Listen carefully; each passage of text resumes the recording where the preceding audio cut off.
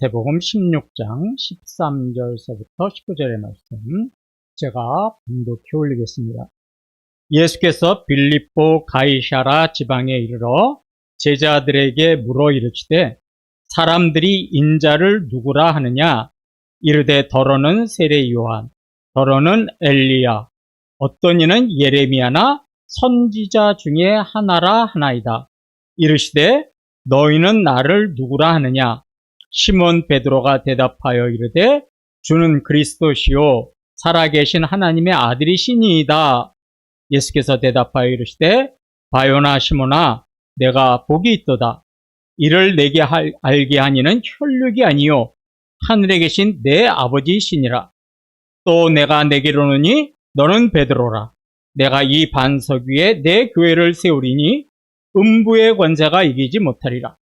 내가 천국 열쇠를 내게 주리니 내가 땅에서 무엇이든지 매면 하늘에서도 매일 것이요 내가 땅에서 무엇이든지 풀면 하늘에서도 풀리리라 하시고. 아멘. 2026년 교회표를 앞에 현수막 보이시죠? 네, 감동을 주는 교회라고 정했습니다. 2020년 표를 우리 교회가 이렇게 정한 이유가 이제 서빙고 지역에서 이 원효로 지역으로 이전하면서 우리가 어떤 교회가 되어야 될까, 어떤 방향으로 가야 할까, 이걸 고민하다가 좀 감동을 주는 교회가 되었으면 좋겠어요. 그래서 교회가 감동을 주지 못한 교회가 많아가지고 좀 우리 교회는 작지만 그래도 감동을 주는 교회가 되었으면 좋겠다, 이렇게 마음을 먹고 정하려고 하고 있는데, 지난달에 저희가 교회 입구에 어떤 문구를 넣었으면 좋았을까 하고 제가 설문을 물어보신 적이 있죠. 그때 성도님들 중에 거의 과반수가 감동을 주는 교회가 됐으면 좋겠다, 이렇게 말씀을 하셨어요. 그래서 그래, 성도님들의 뜻도 그렇다면 우리가 감동을 주는 교회로 정하자. 그래서 올해 목표를 감동을 주는 교회가 되기를 되자고 이렇게 정했습니다. 우리 교회가요, 사랑과 섬김으로 감동을 주는 교회가 되기 위해서는 첫째로 하나님을 먼저 감동시키는 교회가 되어야 됩니다. 그리고 둘째로는 성도가 성도를 서로 존중하고 배려해서 감동을 주는 교회가 됩니다.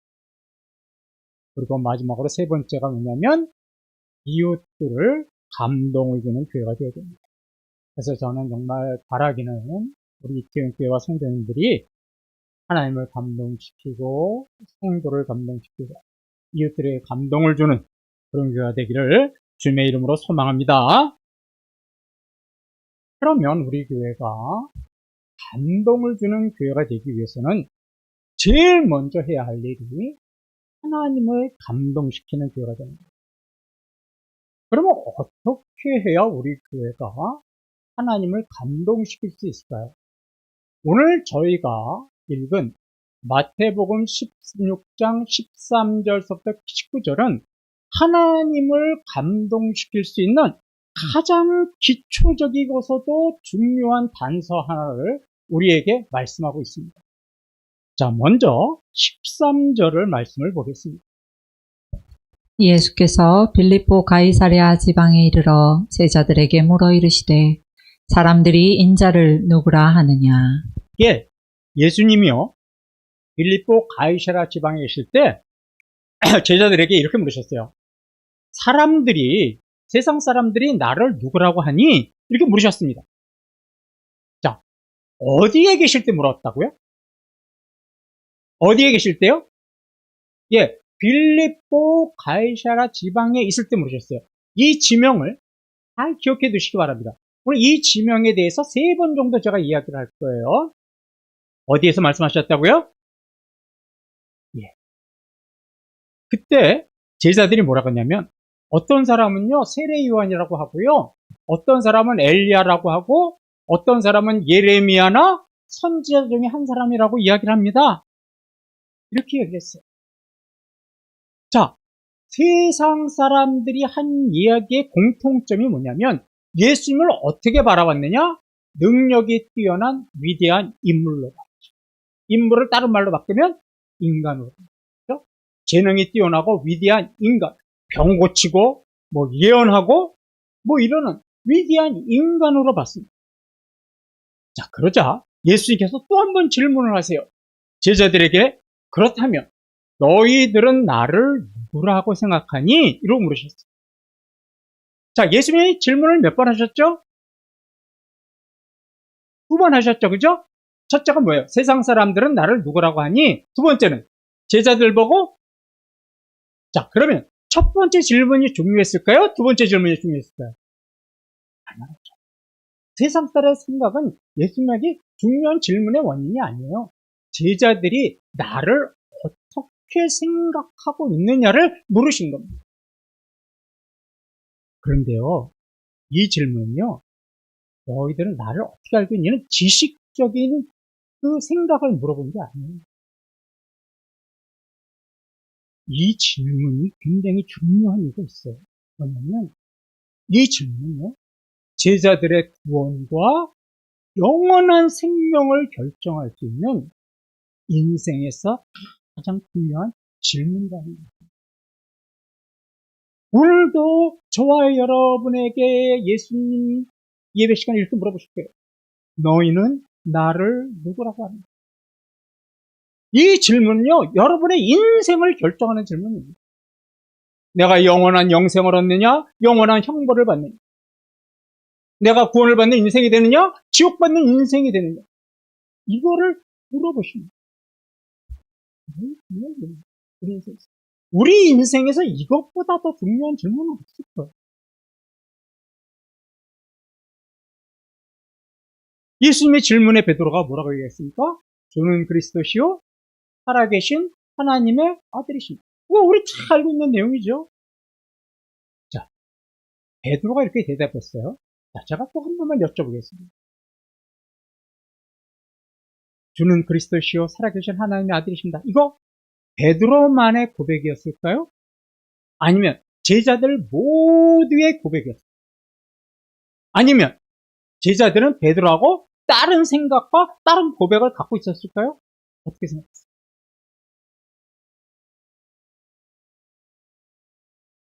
네? 베드로 혼자. 그럼 제자들은 뭐라고 생각했을까요? 아, 제자들도 엘리야. 또 다른 여러분도 똑같이 생각하세요? 예. 선생님, 다른 성도들이 아니라는데요? 제자들이나 베드로나 다 똑같은 고백을 했었어요. 그런데 누가 먼저 나선 거예요? 베드로가 먼저 나섰습니다.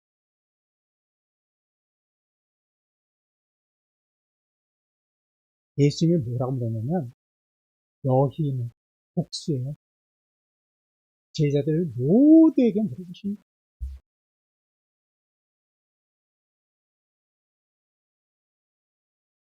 세상 사람들은 아까 얘기했던 예수님을 누구로 봤어요? 위대한 인물로 봤어요. 그죠? 인간으로. 그런데 제자들의 생각은 달랐어요. 자, 앞에 화면 하나 좀 봐주시겠습니까? 베드로가 뭐라고 했어요? 이거 베드로만의 고백이 아닙니다. 여러분 그 편견에서 벗어났어요. 제자들은 모두가 뭐라고 했냐면 주는 그리스도시오라고 고백했죠. 이 그리스도라는 말이요. 헬라어로 그리스 말로 하면 기름 부음을 받은 자라는 뜻이에요. 기름 부음을 받은 자. 히브리어 말로는 메시아라는 뜻이에요. 그러니까 베드로와 제자들이 주는 그리스도시오라고 하는 고백은 이런 뜻이죠. 예수님은 하나님으로부터 부음을 받으신 분이고 이 땅에 구원자 메시아로 오신 분입니다. 이렇게 고백합니다.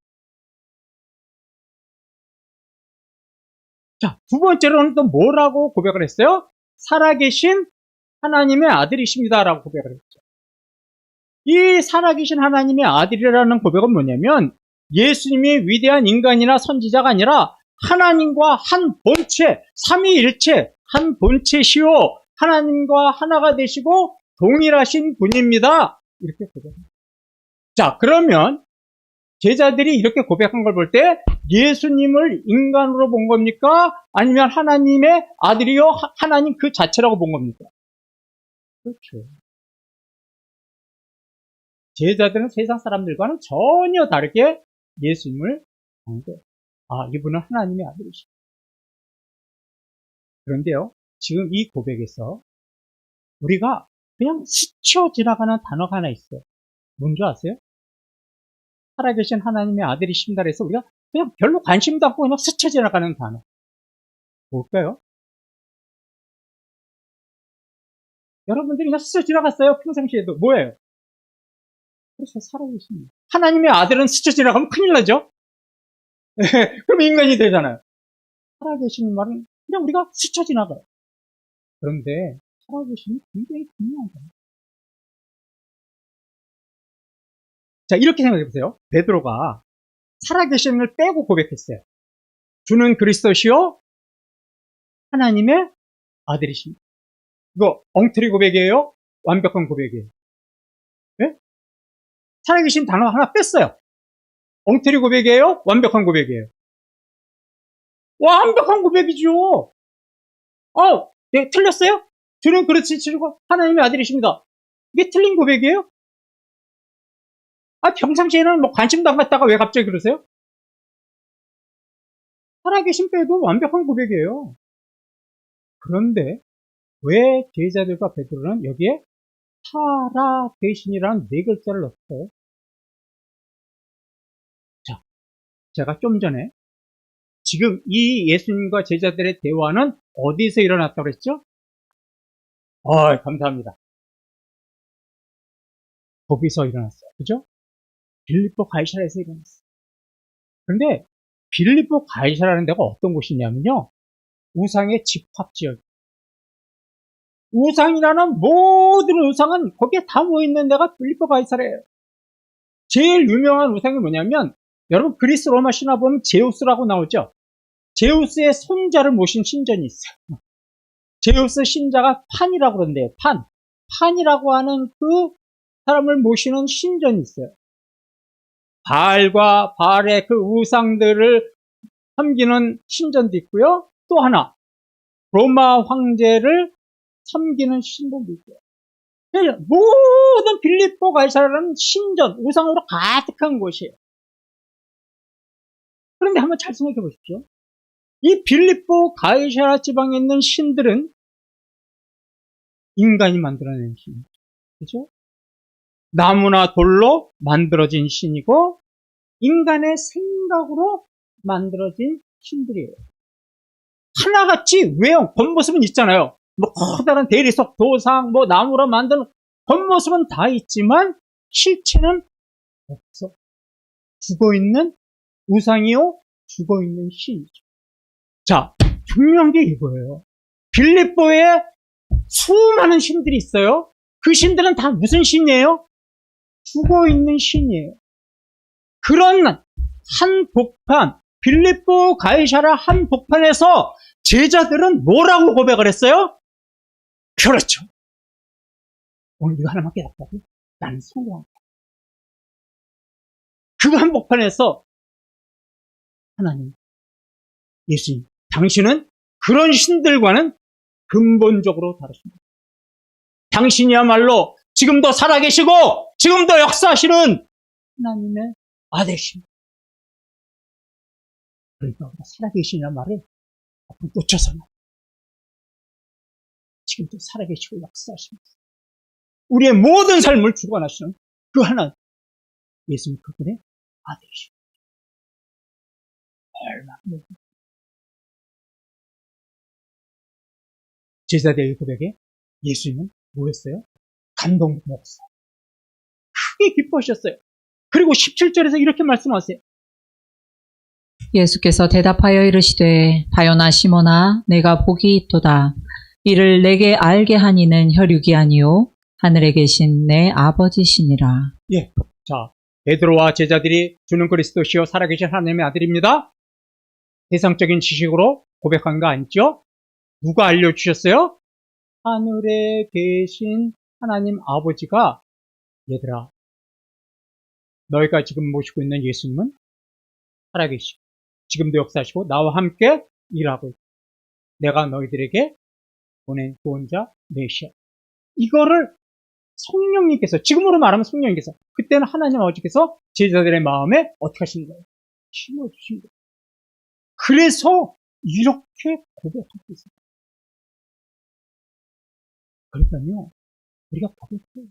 교회에서 얼마나 우리가 쉽게 고백하는지 몰라요. 기도하면서 주여, 주는 그리스도시여 살아계신 하나님의 아들이십니다. 근데 그게 정말 내 온전한 마음이 담겨져 있는 신앙의 고백인지 아닌지 여러분 스스로 한번 물어보시고 가보시기 바랍니다.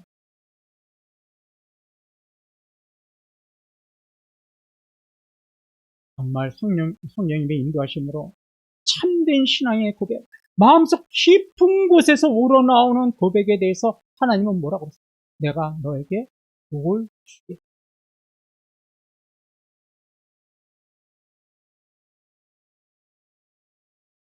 그래도요, 모든 성들이 나오면 다 신앙 고백합니다. 뭐 한 번쯤 우리 주는 그리스도시여 살아계신 하나님의 아들이십니다. 이거 신앙 고백 안 해보신 분 없을 거예요. 그런데 어떤 성도들은요, 정말 성령님께서 깨닫게 하시는 은혜를 가지고 그렇게 고백하는 성도들이 있어요. 그러니까 똑같이 우리가 입술로 주는 그리스도시여 살아계신 하나님의 아들입니다 하지만 성령님의 은혜로 깨달은 자들은 이 고백을 할 때마다 가슴이 저며오는 거예요. 가슴이 막 메어지는 거예요. 왜? 그분이 나를 위해서 십자가에서 죽으신 구원자라는 그 가슴에 내 가슴이 막 저려오는 거예요. 그 고백이 나오는 거예요. 우리 그런 고백 해보셨어요? 주는 그리스도시여 살아계신 분 정말로 하나님은, 살아계신 하나님이 나를 위해서 이 땅에 오셔가지고 나를 위해서 십자가에 죽으시고 나를 이 모양 이 꼴로 살던 내 모습을 이렇게 변화시켰는데 그 하나님이 지금도 나를 지시고 나를 영원히 보호하시거든요. 마음 깊은 곳에서 우러나와서 이 고백할 때마다 막 눈물이 나오는 거예요. 성령님께서 깨닫게 하시는 은혜가 있는 성도들. 그럼 반면에 어떤 성도는 립싱크예요. 립싱크가 뭔지 아세요? 그냥 뒤에서 노래 나오고 입만 뻥긋뻥긋하는. 어떤 성도는요, 성령의 감동하면 역사가 없으니까 립싱크예요. 그는 그리스도시요? 그런데 감동은 하나도 없어요. 여러분, 그 신앙 고백은 어떻습니까? 가슴이 저며오는 신앙 고백입니까? 그냥 교회에서 형식적으로 하니까 따라하는 립싱크적인 신앙 고백입니다. 이거에 따라서 우리 교회가 변하게 되는 거고요. 우리 성도들이 변하고 이웃들이 변하는 거예요.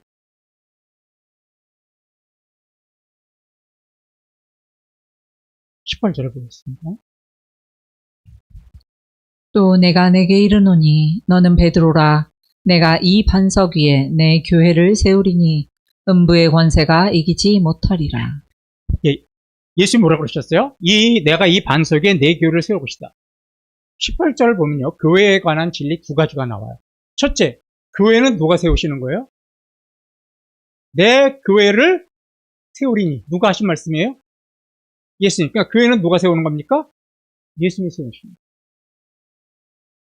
그래서 성경을 보면 하나님은 예수님을 교회에 뭐가 되게 하셨어요? 머리가 되게 하셨고 예수님은 자신이 뭐라 그래요? 교회에 무슨 돌? 모퉁이 돌이 되십니다. 교회는요. 목사가 세우는 거 아닙니다. 장로가 세우는 것도 아닙니다. 돈 많은 부자가 교회 세우는 것도 아닙니다. 제가 이전에 어떤 돈 많으신 장로님을 만났는데 그 장로님이 자기를 소개하면서 첫 마디가 뭔지 아세요? 목사님, 저는 교회를 3개나 세웠습니다. 장로님이 돈 좀 10개 쓰는데 교회 3개 세우셨대요. 그래서 막 그만 친구. 그 장로님은요, 교회는 3개 세웠을지 몰라도 교회에 대한 진리는 ABC도 이렇게 이야기해야 되는 거죠. 목사님, 성령님께서 저를 감동감시키셨어요. 제가 돈을 헛되게 쓰지 않고 하나님의 전을 세우시는 일에 저를 사용하셨습니다. 얼마나 아름다운 고백이고 얼마나 교회 진리에 대한 고백이요. 목사님, 제가 교회 3개나 세웠어요.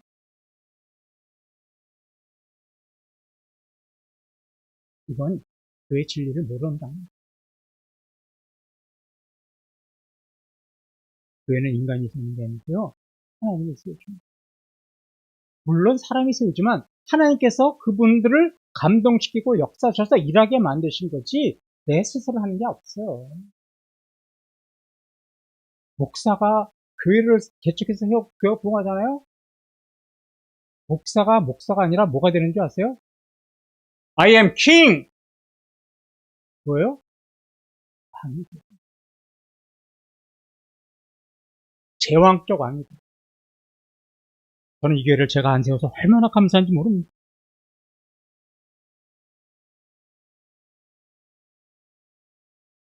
저는 제왕적 왕이 되고 싶은 마음이 없습니다. 그러려고 이 교회 온 것도 아닙니다. 저는 섬기러 왔습니다. 저는 어떤 것에도 구애받지 않고 섬기러 왔습니다.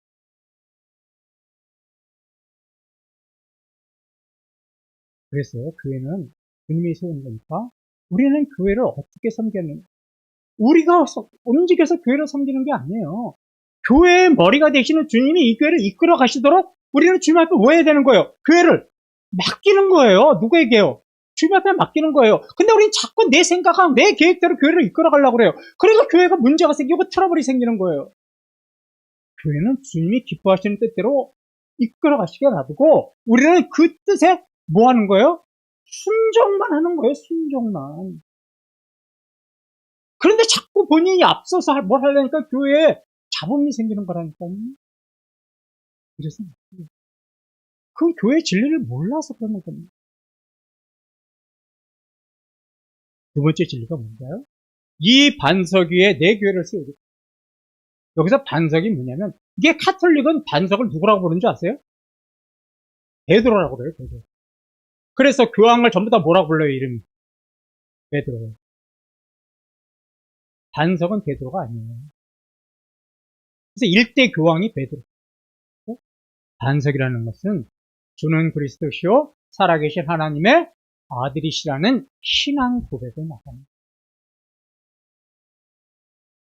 베드로가 캐톨릭 말대로 그 반석이 교황이라면 조금 이제 후에 나오잖아요. 그 교황 어떻게 돼요?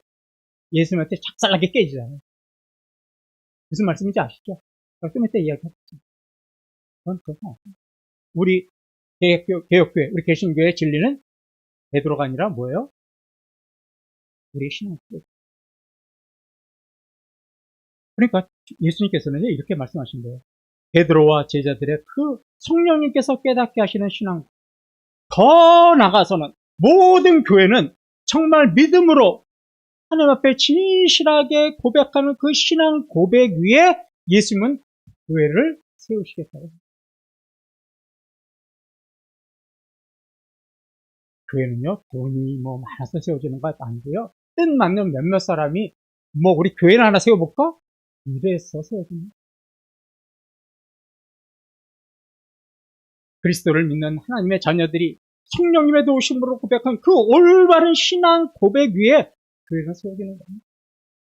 그래서요, 교회에 뭐 성도가 수천 명이 있고 몇 부 예배를 드리고 뭐 제적이 수십억이고 뭐 1년에도 주님의 일을 뭐 몇십까지 몇백까지 한다 그래도요. 이 올바른 신앙 고백 위에 그 교회가 세워져 있지 않다면 그 교회는 하나님을 감동시킬 수 있는 교회가 아니라는 겁니다. 그런데 인원도 적고 맨날 교인들은 로테이션으로 나와가지고 자리는 비어있고 교회 재정은 빡빡하고 교회를 제대로 못하죠. 그래도 그 몇 명 안 되는 성도들이 하나님을 사모하는 마음으로 성령님께서 주신 그 충만한 은혜로 깨달음으로 주는 그리스도시여 살아계신 하나님의 아들입니다. 나는 이 진리를 붙잡고 살겠습니다. 이런 신앙 고백 위에 세워진 교회는 하나님께서 어떠시는 거예요? 힘드시고 복주시는 교회입니다. 믿으시기 바랍니다. 우리 교회가 그런 교회 되기를 주님의 이름으로 소망합니다. 우리 그런 교회. 19절을 보겠습니다. 내가 천국 열쇠를 내게 주리니 내가 땅에서 무엇이든지 매면 하늘에서도 매일 것이요 내가 땅에서 무엇이든지 풀면 하늘에서도 풀리리라 하시고. 예. 자, 이 말씀이 무슨 말씀이냐면 예수님을 성령님의 은혜로 깊이 깨닫고 올바른 신앙 고백한 성도들에게는요, 뭘 주셨냐면 천국 열쇠를 주셨다고 그래요. 천국 열쇠가 뭐냐면 복음을 전할 수 있는 권세. 큰 권세 내게 있으니, 큰 권세 내게 있으니 너는 가서 복음 전하라. 이 권세를 누구에게 주셨어요? 교회와 올바른 신앙 고백을 하는 성도들이. 그러니까 립싱크하는 신앙 고백을 하는 성도들은 절대로 전도 못합니다. 왜요? 솔직히 표현해서 그분들에게는 복음을 보여주는 권세가 주어지지 않았기 때문에 그냥 전도가 고역스러운 거죠.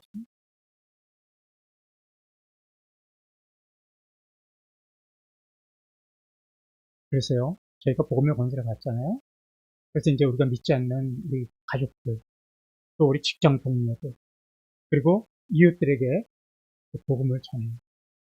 그러면 그들이 예수님을 영접하면 뭐가 열리는 거예요? 천국문이 열립니다. 우리가 복음을 전하면서 천국의 열쇠를 가지고 우리가 뭐 하는 거예요? 그분이 들어갈 수 있도록, 이게 좀 극단적인 표현이니까 이해하고 들으십시오. 천국의 열쇠를 열어서 그분 천국문에 들어가서 뭐가 되는 거예요? 천국 백성.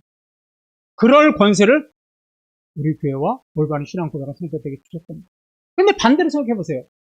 우리가 복음 권세를 받았다고 하더라도 우리가 이웃들에게 감동을 주지 못하고 이웃들에게 복음 전하지 못하면 그분에게 아직도 문은 닫혀 있는 거예요. 천국의 문은 닫혀서 천국 백성이 못 되는 거예요.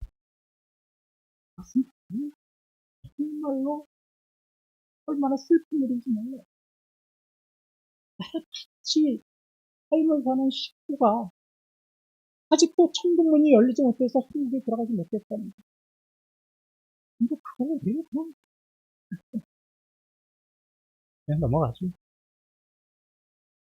우리요, 이태원교회와 성도님들에게 이 사명을 주셨거든요. 우리는 어떻게 보냐면 사랑과 성김으로 이 사명을 잘 감당하셔야 돼요. 이게 소홀한 사명이 아니에요. 누구에게 천국 열쇠를 맡기시겠어요?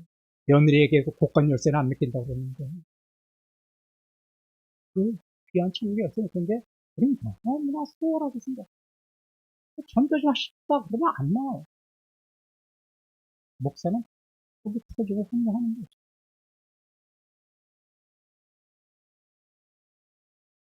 마태복음 16장을 보면 베드로와 이제 제자들이 이런 고백을 하면 어떤 사건이 나오냐면 예수님이 십자가에 피 흘려서 돌아가실 것을 예언하는 사건이 나오죠. 내가 이제 십자가에서 죽고 다시 살아날 것이다. 그 얘기를 들은 베드로가 깜짝 놀라죠. 그래서 뭐라고 그러냐면 예수님 그렇게 하지 마세요. 절대로 그런 일은 일어날 수 없습니다. 절대로 그렇게 하셔서는 안 됩니다. 한 번 더 여쭤보죠. 베드로의 생각이고 제자들은 그렇게 생각하지 않았을까요? 똑같이 해요. 제자들도 마찬가지였어요. 왜요? 제자들이 누가 더 크냐 작으냐를 가지고 어떻게 해요? 하잖아요. 누가 예수님 우편에 쓸 것인가 같잖아요. 제자들의 마음속에는 한 곳에 예수님을 통해서 세상의 부귀영화와 행복을 누리고자 하는 마음이 다 있었어요. 베드로만 욕하지 마십시오. 제자들도 똑같은 놈들이었습니다. 그 놈들의 저와 여러분도 다 들어가는 거고요. 그때 예수님이 이렇게 얘기했어요. 너희는 사람 일을 생각하지 마. 하나님의 일을 생각해. 그러면 예수께서 말씀하신 사람의 일은 생각하지 말고 하나님의 일을 생각하라 그러는데 하나님 일이 뭘까요? 도대체? 24절에 보시겠습니다. 이에 예수께서 제자들에게 이르시되 누구든지 나를 따라오려거든 자기를 부인하고 자기 십자가를 지고 나를 따를 것이니라. 예, 참된 신앙 고백을 한 교회와 성도들은 자기를 부인하고 자기 십자가를 지고 주님이 가신 길을 뒤따라가는 것. 이것이 바로 뭐예요? 하나님의 일을 생각하는 것. 만약에 사람의 일을 생각한다면 자기를 부인할 수 있을까요? 자기 십자가를 지고 고난의 주님을 따라갈 수 있을까요? 이거는 못하는 일이에요. 절대 할 수 없는 일이에요. 그분들은 어떤 일을 가냐면 세상의 길을 가는 거예요. 사람의 일을 생각하지 않아요. 세상의 탐욕을 위해서 사는 거예요. 그러니까 교회는 앉아 있어도 하나님을 생각하지 않고 사람의 일을 생각하는 성도님들도 계시다니까요. 그분들이 자기 십자가 안 져요. 자기 고난의 길 가지 않아요. 어느 길로 가는 거예요? 예배 드리고 나가면 세상 길로 가고 세상의 탐욕을 위해서 살아가는 거예요. 그렇게 사시는 분의 신앙 고백을 우리가 올바른 신앙 고백이라고 할 수가 없는 거예요.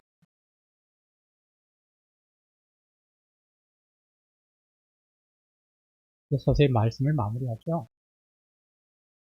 오늘 예수님은요, 저와 여러분에게 너희는 나를 누구라고 하느냐 이렇게 물으십니다. 오늘 주님이 여러분들에게 1대1로 물었습니다. 손님선 집사님, 당신께서는 나를 누구라고 생각하십니까? 고혜령 형제 자매님, 지금 당신은 나를 누구라고 생각하십니까? 우리 개개인에게 개별적인 질문입니다. 뭐라고 대답하십니까? 뭐라고 대답하시겠어요? 대답은 나와 있죠. 그는 그리스도시요 살아계신 하나님의 아들이십니다. 그게 아니라니까요. 주님이 원하시는 게 그런 게 아니라니까요. 보세요. 제가 아까 다시 말씀드릴게요. 주는 그리스도시요 살아계신 하나님의 아들이라는 고백이 어디에서 나온 고백이라고요? 어느 장소에서? 빌립보, 바이셔라. 그곳이 뭐가 많아요? 지금 저와 살고 있는 이 세상 한복판에서 저와 여러분에게 이렇게 물으시는 거예요. 당신은 나를 누구라고 생각하십니까? 이게요, 교회에서 물은 게 아니에요. 교회에서 예배 드릴 때, 권사님, 당신은 나를 뭐라고 고백하시겠습니까? 권사님, 예, 주는 그리스도 살아계신 하나님의 아들이십니다. 이 질문과 답을 원하시는 게 아니에요. 우리가 정말 험한 세상, 우리를 유혹하고, 우리를 시험하고, 우리를 힘들게 하고, 우리를 찌들게 만드는 이 세상 한복판에서, 형제요, 자매요, 당신은 나를 누구라고 하십니까? 이렇게 물으시는 거예요. 여러분 삶이 한번 주님은 누구십니까? 여러분의 직장과 사업체와 여러분의 가정 안에서 도대체 주님은 여러분에게 누구십니까? 오늘 이렇게 질문하십니다. 우리 연초에 이 문제 해결하지 않고 가면 우리 2010년하고 별다를 거 없는 신앙생활 하게 되는 겁니다.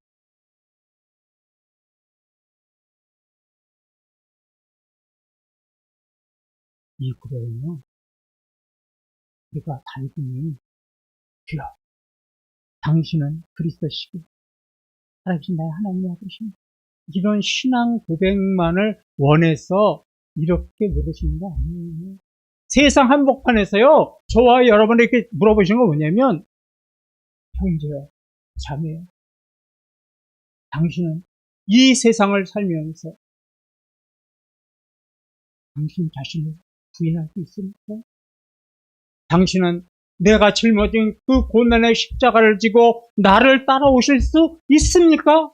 이렇게 질문하시는 거예요. 하나님 주는 그리스도시요 살아계신 하나님의 아들이다. 그래요, 맞아요. 나는 그 대답을 원했어요. 이거 원하시는 질문이 아니에요. 여러분의 가정과 여러분의 직장과 여러분의 사업체에서 과연 자기를 부인하고 자기 십자가를 지고 자기를 따르는 삶을 사시겠습니까? 이렇게 물어보신 거라고요. 근데 여러분, 이 질문에 뭐라고 대답하시겠어요? 그러니까 주는 그리스도의 살아계신 이게 쉽게 나올 수 있는 신앙 고백이 아니에요. 그런데 우리는 너무나 쉽게 하잖아요, 이 고백을.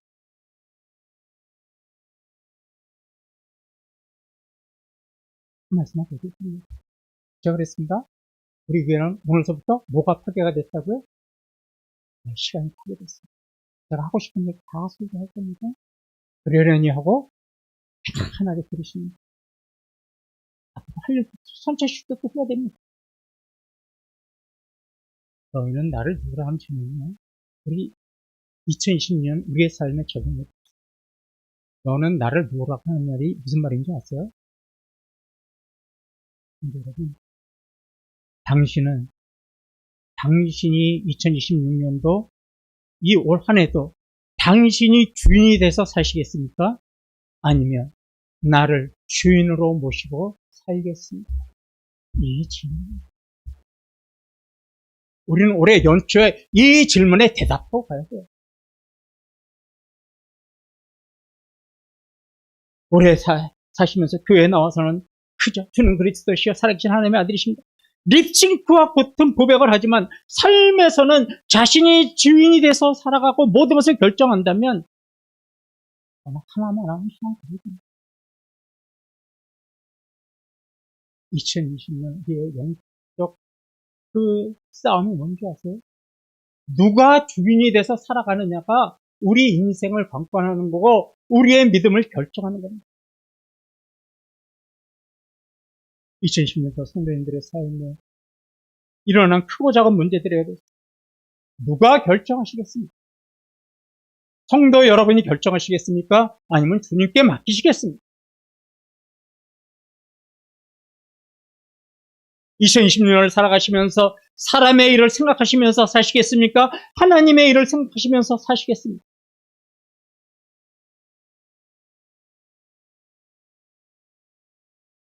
여러분, 2026년에 우리가요, 좋은 계획 세우는 거, 그게 우리가 해야 할 일이 아니에요. 이것하고 저것하고, 우리의 삶을 어떻게 바뀌고, 우리 가정을 어떻게 바뀌고, 이런 계획을 세우기보다, 우리가 먼저 주님 앞에 무릎 꿇고요, 어떻게 고백해야 되냐면, 이제까지는 제 힘으로 했어요. 올해는 제 힘이 아니라 하나님이 주시는 힘으로 했습니다. 이 고백이 우리가 1년에 여러 가지 장밋빛 나는 그런 아름다운 계획을 세우기 전에 내 힘은 여기까지였습니다. 작년 한 해 내 힘으로 살아보니까 되는 것 별로 없고 우리도 똑같이 그런 어리석은 행동을 반복하지 않겠습니다. 올해는 하나님이 주시는 힘으로 살아가겠습니다. 이 고백이 우선돼요. 그래야 26년이 25년간은 변화된 삶을 살 수 있는 거예요. 그런데 이런 고백은 놔두고 장밋빛 계획만 세워요. 앞에 걸린 이 표요. 그냥 여기 걸어만 놓고 끝내서는 안 됩니다. 하나님을 기쁘시고 성도와 성도를 기쁘게 하고 또 이웃들에게 감동을 주는 그런 모든 삶과 행동이 우리 교회와 성도님들의 삶에서 나타나셔야 됩니다. 자기를 부인하고 자기 십자가를 지고 주님을 따라가는 이것이 2026년도에 우리의 삶의 목표가 되어야 됩니다. 이런 신앙으로 2026년을 살아가시는 저와 여러분 되시기를 주님의 이름으로 축원합니다.